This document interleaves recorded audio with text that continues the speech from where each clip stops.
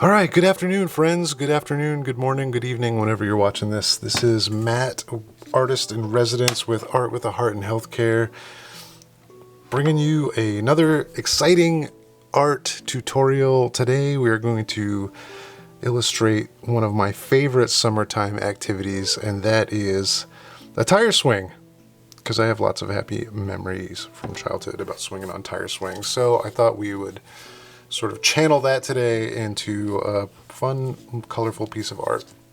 So things you're going to need today, we're going to use a pencil, sketch things out, get an idea of where everything's going to be.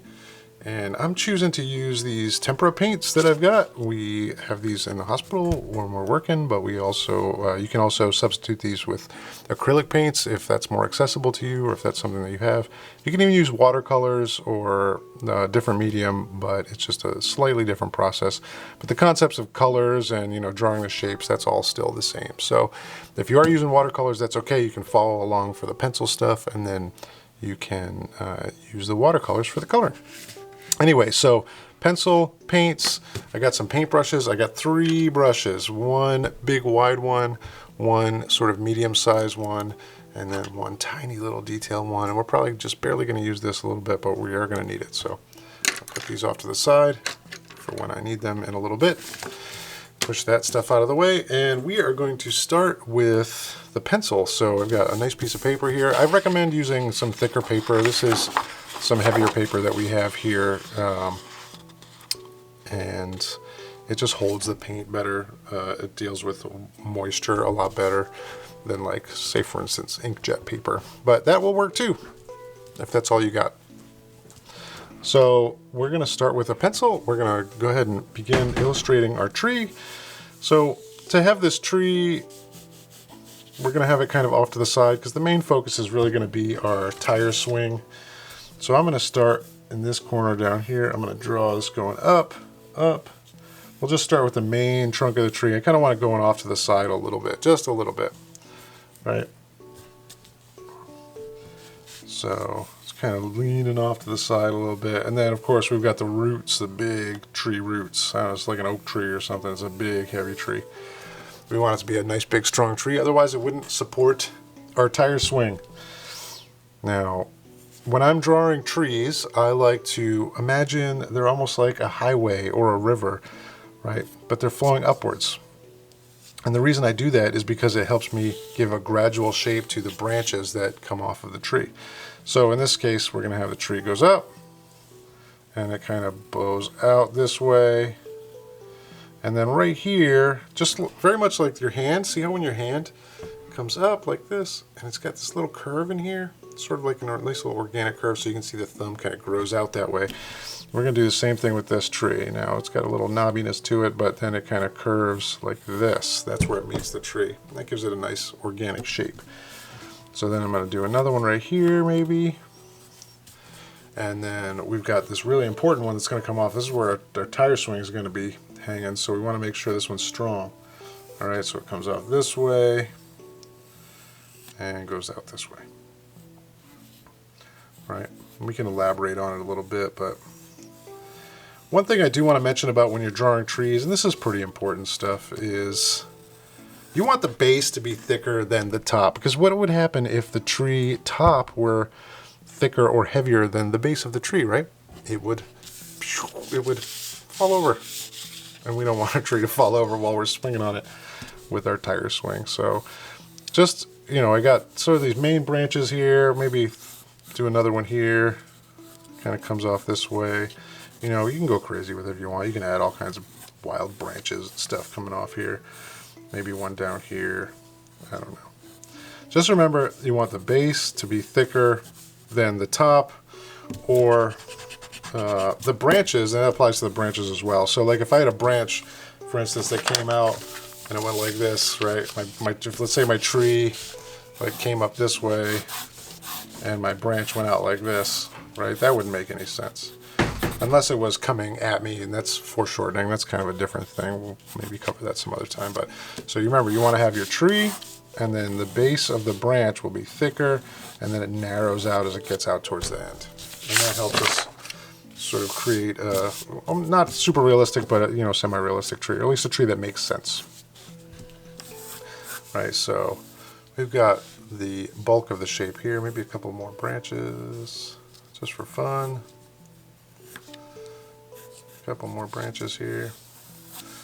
And then our tire swing is going to be right around here somewhere. So I like to draw sort of the circle of where my tire swing is going to go first, because that way I don't end up spending a whole bunch of time trying to draw that straight line. And then once I get it, figure out that that's not where I want my tire to be. So I'm going to put the tire down here first. And if you have problems or trouble drawing circles, you can always get like a cup or, you know, a bottle cap or whatever, depending on the size of your paper, the size of your tree. You can always get something to trace. As you can see, when I do my circles, I kind of sketch around a bunch of times until I find the shape that I want, and then maybe I can come in here and erase some of the stuff that I don't want. This is all just a process of sketching stuff and kind of working things out as you go. I like the process of making art so much, sometimes even more so than the actual finished product. So I don't mind the sketchy part. All right, now when we get down to our tire swing here, we've got our tree, our circle, and we need to connect these two things. Now we could just make a straight line right here, and that would be okay. But what I want to do to maybe show that this tire has a little bit of curve is I want to curve this rope when it gets to the tire swing. Just kind of curve it. I'm going to do two curved lines right next to each other, right? And now that kind of looks almost like the rope will be wrapped around this tire swing. This tire, right? So now when we do our line, it goes up to the top. We want this rope to be about the same width. And then we can do the same thing on the tree up here. Give that a little bit of curve so it kind of looks like it's wrapped around the tree instead of just a straight line.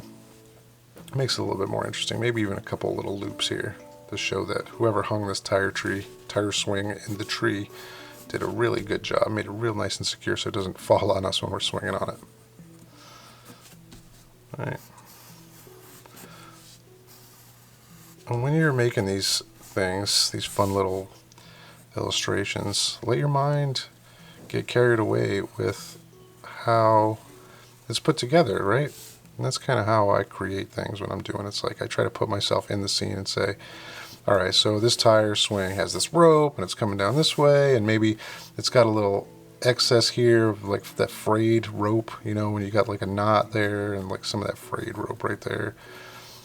And it kind of helps you visualize what's going on in the scene, and it might even help you, you know, with some ideas on more stuff to put in to make it more interesting. But yeah, let your mind sort of get carried away with the process of making the art. That for me has always been one of my favorite parts about making art, is I can put myself in that scene for a little while. I'm kind of like sitting here on a nice breezy day looking at this tire swing, kind of like examining it with my eyes. All right, so we've got a good base here for our drawing. We've got our tree, we've got our rope, we've got our tire swing, and we can put all kinds of funny stuff and interesting stuff in the background, but that's not going to be my focus right now. Today I just want to focus on these things, because I notice when I've taught trees before to folks, sometimes it's a little tough to get used to this shape. So we've got branches, we're all set up. Now I'm going to put my pencil down, I'm going to get my brushes and my paints out, and let's get to work here. So first I'm going to wet my brush down a little bit. And let's see, let's go in with the middle size brush here, the medium size. This is like a medium flat brush right here. We're going to try that. Now I only have the primary colors and then black and white. And I do that because I think it's important to get comfortable mixing colors and into secondary and tertiary colors. What I mean by that is, like when you mix yellow and red, you get orange, right? Orange is a secondary color. And it's good to get into that habit because you're not always going to have access to all those other colors. Sometimes you just have the primaries. And it's also really good to just know how these things are put together. So I want to make a brown for my tree. So the way that we get a brown is multiple different ways to get a brown, but essentially what you do is you take colors that are opposing on the color wheel and mix them together until you find the brown that you're looking for. So in this circumstance, I want to mix yellow with purple because that's my favorite kind of brown, yellow and purple. But as you can see, I don't have a purple, so I got to make my purple. So I'm going to start with some red, put it over here in this little thing here, and then get some blue because that's how we make purple, right? Red and blue. So I see it's not quite the purple that I want yet, maybe a little bit more blue. Another way to get a good brown is to mix all the colors together. As you can see sometimes when you're working with really young kids, and they make some really fun colors and it ends up getting kind of muddy. But that mud is good for something. It's good for painting trees. So I got a little bit of a purple there. I think I can work with that. Now when I'm mixing colors, again, I like to start with the lighter color and then slowly add the darker color to it. It just seems to give me more control over the mixing process. So I rinsed off my brush. Now that I got my purple, I'm going to get some of this yellow here. Put it over here. Let's put it right here. And then I will get some purple and slowly add it to this, right? And you can see it's starting to get a little bit more brown. That's actually a pretty good color right there. That's a nice light brown there. Maybe a little bit more. There we go. I like that color. All right, so I got some of this brown on my brush. And now we want to think about light. Everybody's favorite thing to think about when they're making art is light. So where do I want my light source to be? I'd say since the vast majority of negative space is like here in this right side area, I want to have my light pouring in from the right side. We'll do that. What do you think of that? Yeah, that'll work. All right, so I got my browns. I'm going to start by going down this way.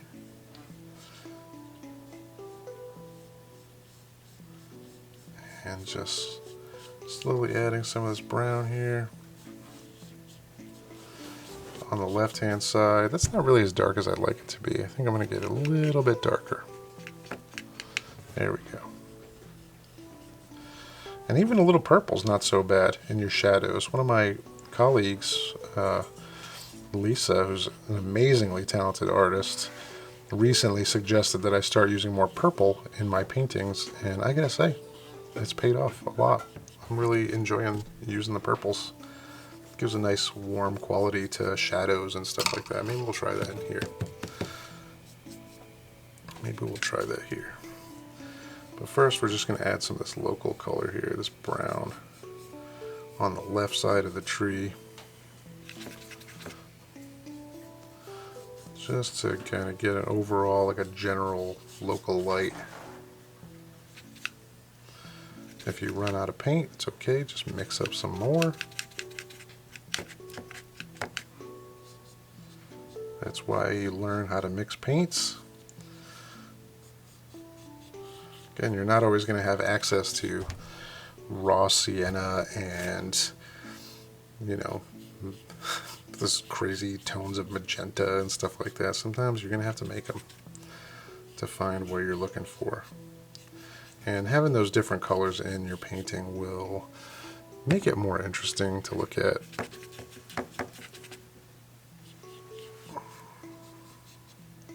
It's kind of going through, and I'm using short brush strokes here on my tree because I want the tree to have texture. You know, if you look at a tree, like an oak tree, for instance, which is kind of what this is, I think, it's very rough to the touch, and you can kind of mimic that a little bit with shorter brush strokes. So that's what I'm doing. And then we're going to come over here. If you accidentally paint over your rope here, that's okay. That's one of the things I love about using these paints is that, you know, if you make a mistake or something that you feel like you want to change, you can always wait for it to dry and then just paint right over it. Paint right over it like it never happened.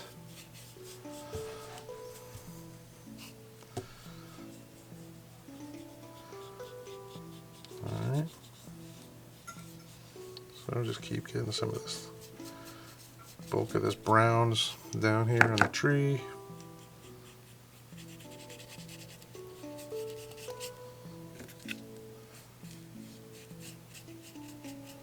Trees are one of my favorite things to paint. All kinds of trees. Palm trees, oak trees, pine trees. They're just such a marvelous creation and also very useful because, you know, they help us produce oxygen on Earth here. So, I mean, really, who doesn't love trees? I don't know.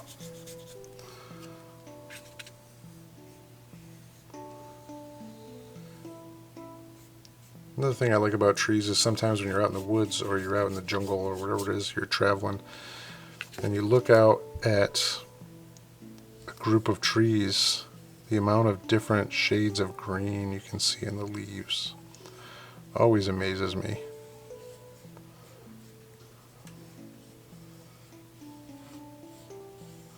There's blue greens and yellow greens and green greens, bright greens, dark greens. All kinds of really cool stuff. So that's a fun little beginning to our tree.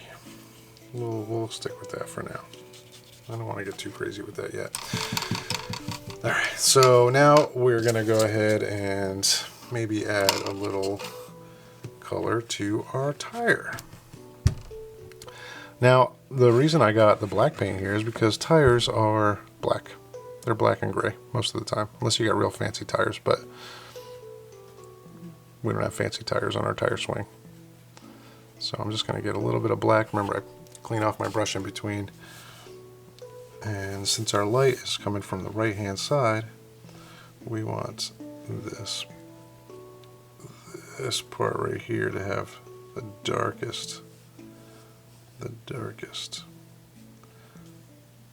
color.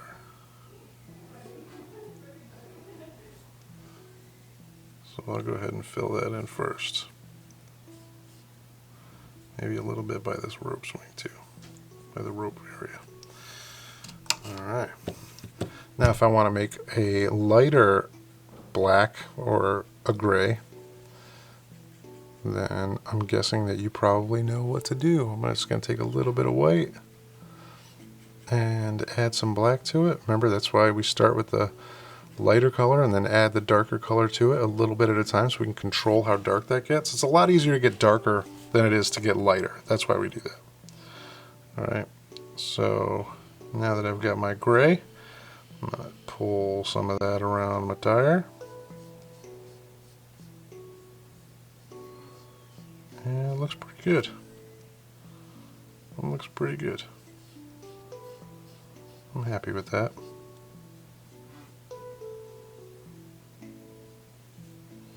And that's important because the only person you're really pleasing when you're making something like this is yourself.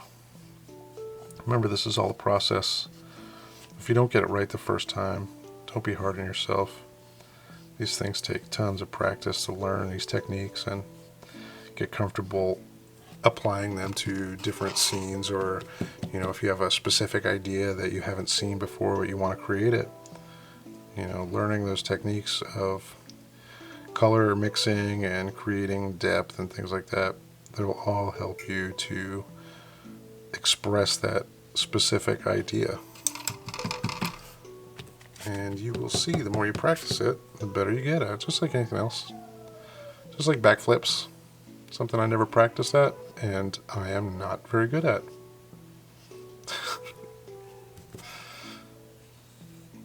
But this is much less dangerous than backflips. So, have it. See, I got a little too dark there. That's all right. I'm actually going to take my smaller brush here and get some of this gray. You can even, if you apply the black first, you can take like some of this white, for instance. You can mix it on the canvas or paper or whatever you're working on. And that's okay too. They're just different techniques, but both work. I'm not going to get too nuts with this right now. I just want to get the base colors down, and then we'll worry about some of the details afterwards.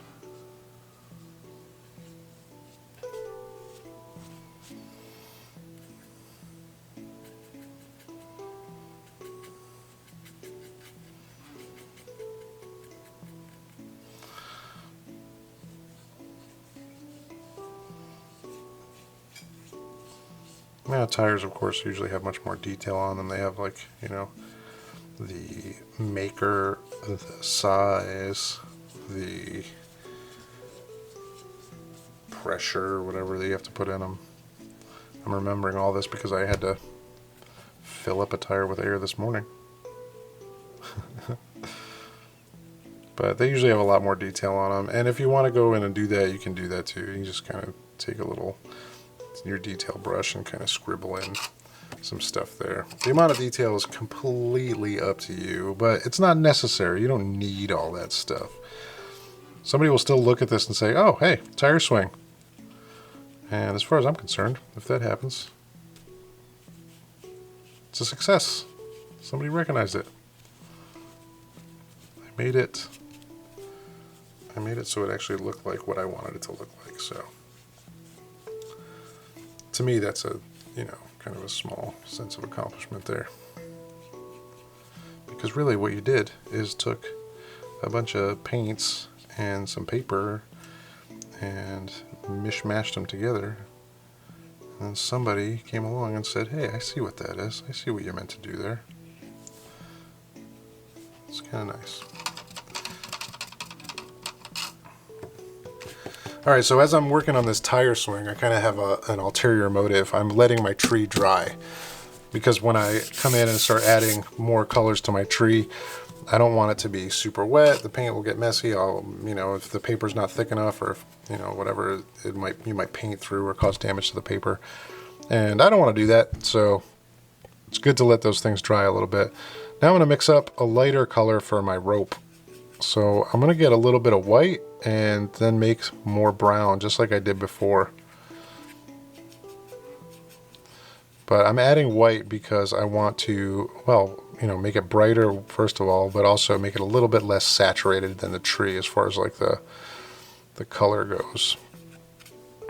And by saturated, I mean having more pigment in it. When you add white or black to your paint colors, you are diminishing the amount of pure color pigment that's in the other colors, so it makes it desaturated. And that has other applications, but for today we're not really worried about that. We're just gonna kind of stick with the basics here. I've got my detail brush. I'm kind of scribbling in some of these colors on my rope. Again, you see I might just take some of this white paint.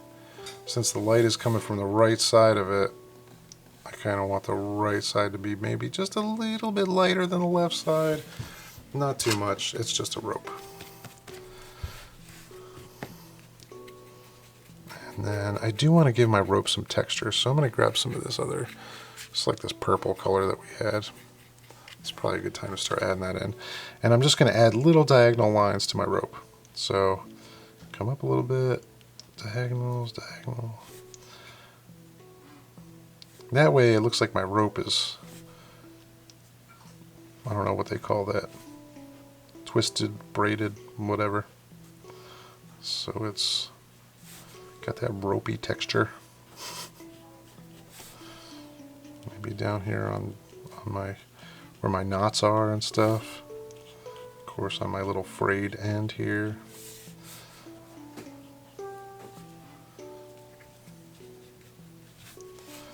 That's starting to look like something.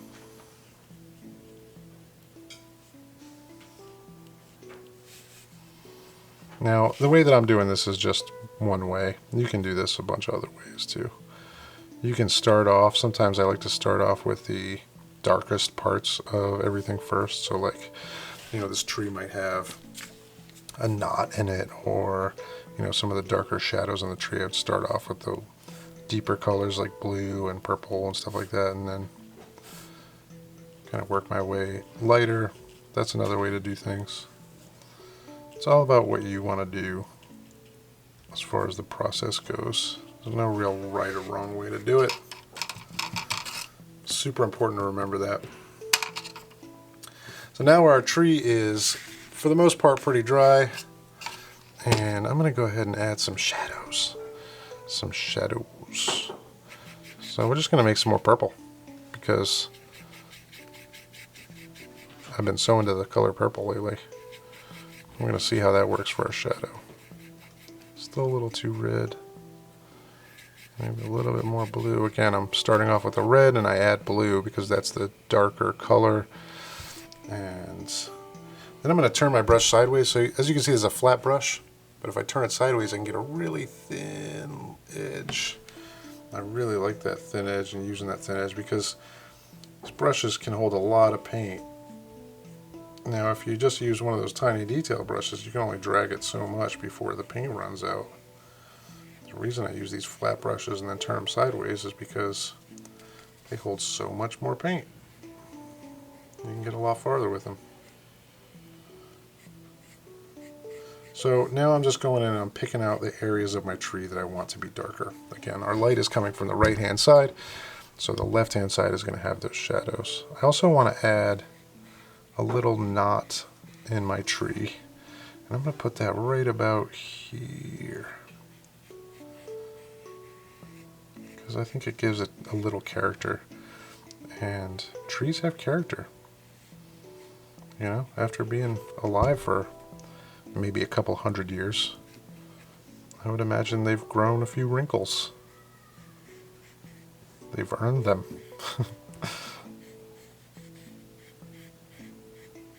So let's give this tree some wrinkles. Also down here where my roots are, I want maybe the bottom of those roots to be a little bit darker than where the top is, because that light, it's going to be coming down, it's going to be hitting the top of those roots. Also, we're going to have some shadow coming out here on this branch that sticks out. And I also want some shadow right next to where my rope is. And that should help pop the rope out just a little bit, give it a little bit of depth. Because the rope's not a part of the tree, right? It's just kind of wrapped around it. Again, I'm keeping my brush sideways because I want to get those nice skinny shadows. I don't want to overdo the shadow on the branches. Just taking my time here.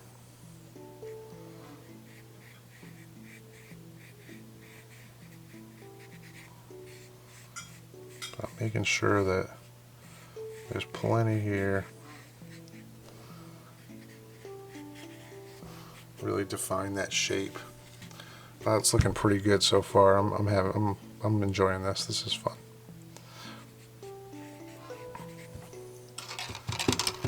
All right, so we got some shadows down. Now let's go ahead and we can add a little bit more of our lighter brown color. Excuse me, a little bit more of our lighter brown color to sort of fade this shadow into our tree. And then maybe we'll even put some highlights on here after we're done. We'll see. I don't know, but I'm getting pretty excited about it because this looks pretty cool.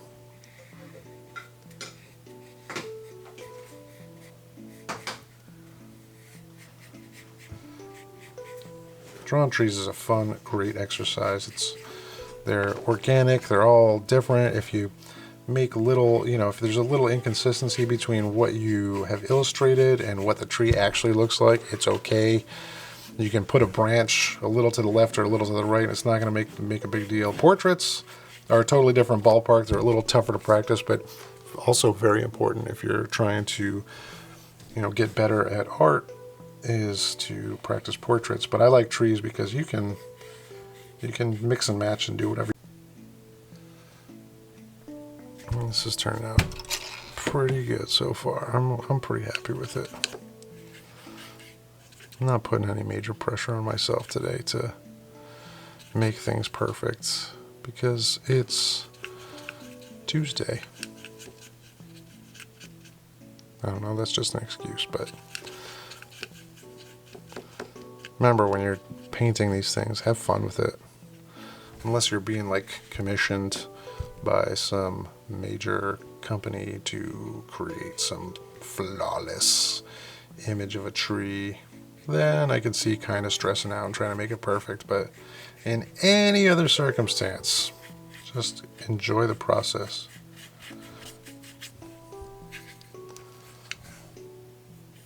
If it doesn't turn out the way that you want it to be, that's okay. I had a dear friend of mine once said to me, if you're not failing at things, then you're not trying hard enough.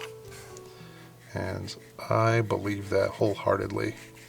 So every time I make a piece of art that doesn't look the way I want it to, or come out with the same results that I expect, or it doesn't look like the tutorial that I'm following in some way, and I try to just remember that means I'm trying. It means I'm learning. And if I could do it perfectly, then I wouldn't need to try that. I wouldn't need to do that lesson. So it's important to keep learning and be gentle with yourself. All right, so we've got some shadows, we've got a local color, we've got our tire swings, got some color on it, and our rope's got some color on it. Now we're gonna add a little bit of highlights to our tree, and let's see if we can do that.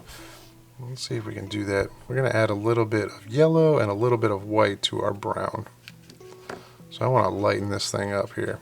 You can even use this, kind of toy with this color from the rope.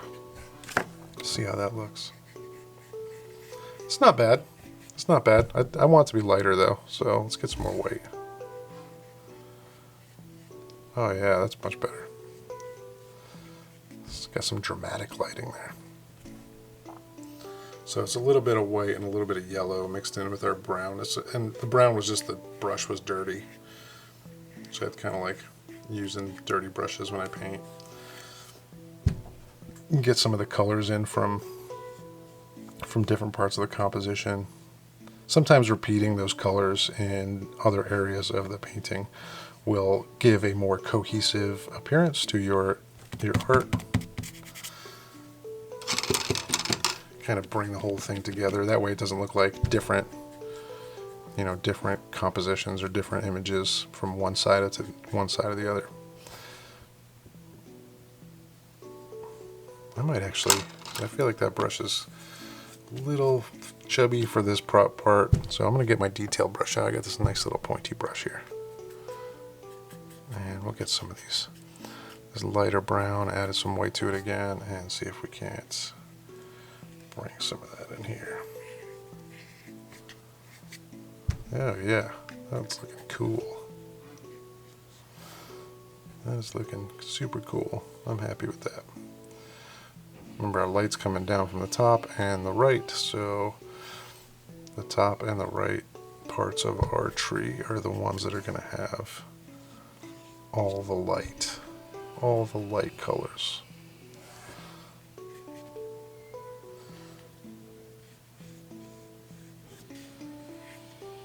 I want this knot to stick out too, so we'll kind of put some light on the right side of the tree, and then we're also going to put some light on the left side of the knot. Alright, so what that does is it kind of pops this out. We can even further define this a little bit more. Let's get some of this purple again. Lay purple. So we're going to define that a little bit more by coming in with this detail brush and just kind of darkening up the middle of that knot, right?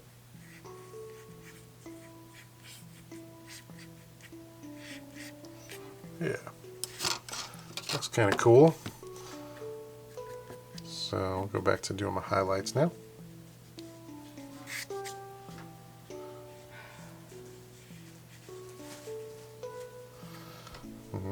Make sure we get some of this other branches on the behind the tree here. Make sure we're getting some of those. Now what I'm also going to do is I'm going to add, after we get some of this, we're going to add just a little bit of light to the left side of the tree too. And I know what you're saying, but Matt, we just added all that light to the right side because that's where the sun is. Well, hear me out. And you're right, but hear me out. So that sun is huge. It's gigantic. It's spreading light all over the place, and the light isn't just hitting things, it's also bouncing off of things. So this tree is going to have more than just one direct source of light, which is the sun. It's also going to have, you know, reflections from the clouds, bounce the light down, reflections from maybe water nearby, or even other objects that aren't necessarily absorbing all the light. Sometimes they're bouncing it off, light-colored objects, as you probably learned from going to the beach. You know, when you wear a dark shirt, you notice that it absorbs a lot more of the light, and you can tell because it gets so much hotter. But if you wear a light shirt, like a white t-shirt or something like that, it will reflect some of that light. So that's what we're going to talk about here in just a second, after we get some more of these shadows worked out. All right. So now that I've got that light on the right hand side, we're going to add just a little bit of this light to the left hand side. Really thin little, I think they call this rim lighting because, you know, it's just at the rim. But it's the result of a secondary light source, like a reflection or even a light in the background somewhere. You know, you can see this a lot if you're looking at a piece of art that takes place in a city where there's a lot of secondary and tertiary light sources, like street signs or street lamps or car headlights or whatever. But in this situation, it's just mostly just to help us define this a little bit more.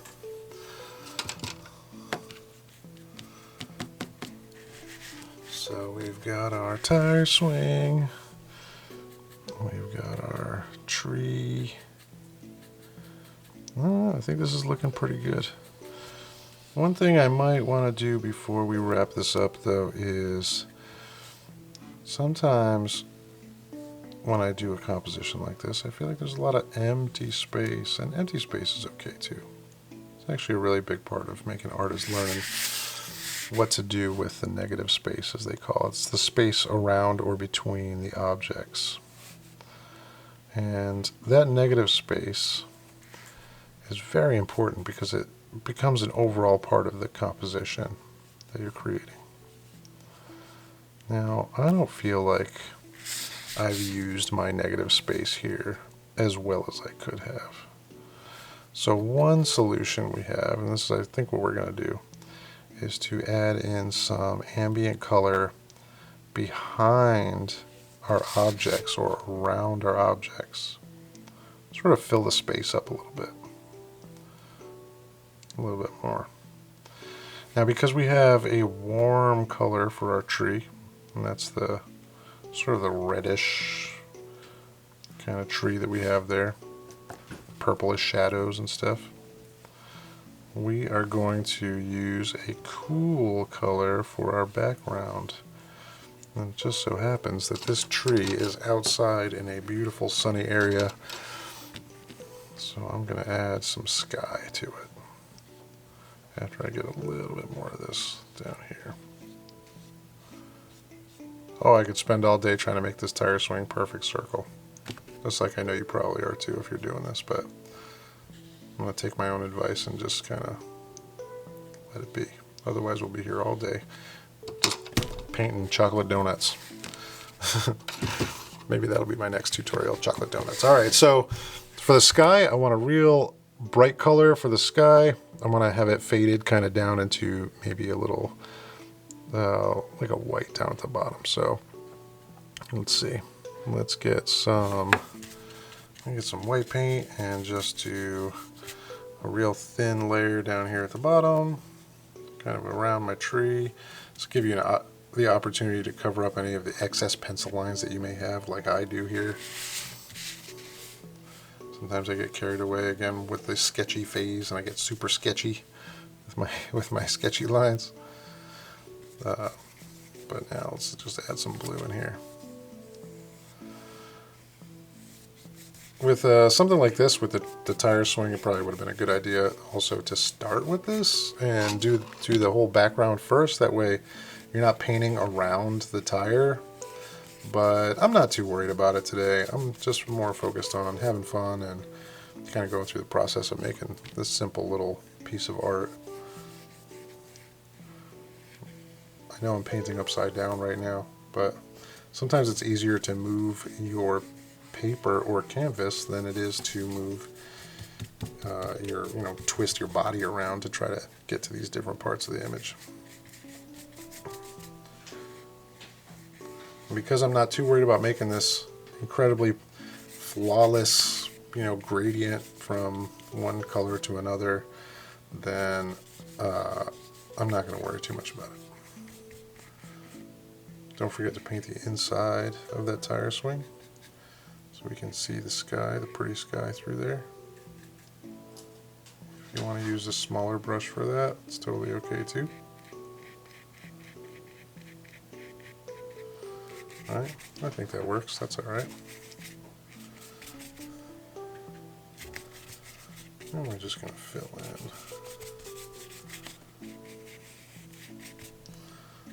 in the rest of this area here. Sometimes it helps to have a little bit of water on your brush when you're trying to do things like this, because it'll help you spread the paint out. The paint won't dry as quickly on you.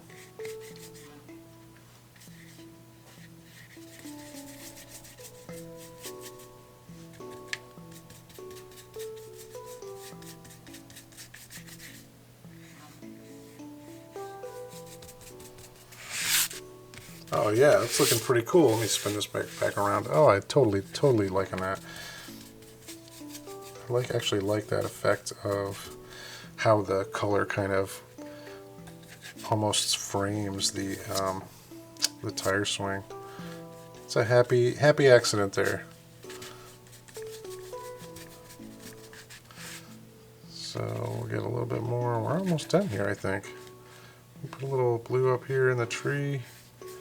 I'm sorry, behind the tree here. Oh, did I just drag some big splash of white paint right across my tire swing? That's funny. Yeah, I did. That's okay. Easily fixable. Easily fixable right there. There we go.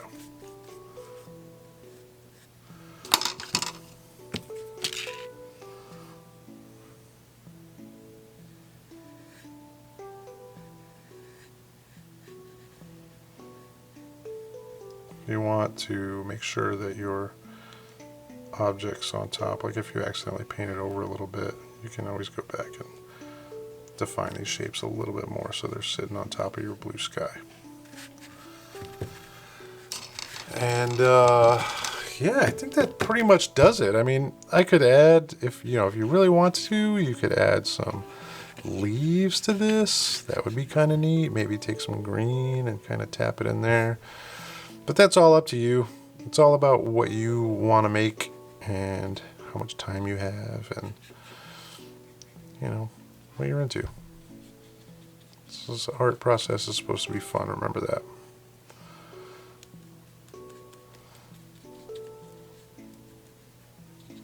So I might spend some more time adding leaves on here just for fun, but I'm not going to bore you with that whole process.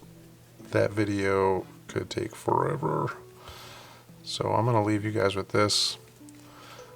And this has been a lot of fun. I hope that you learned something, and I hope that you are trying this stuff out. If you do enjoy these videos, please feel comfortable liking the video and subscribing to our channel. We are having a lot of fun making these videos for you, and we do appreciate all of the support that you give us. If you want to see more of the videos, check out our YouTube channel, Art with a Heart 1. Someday we'll get a new URL when we get enough subscribers. If you haven't seen our website, go to awahih.org or artwithaheart.info. There's a bunch of different ways to get there. Check it all out.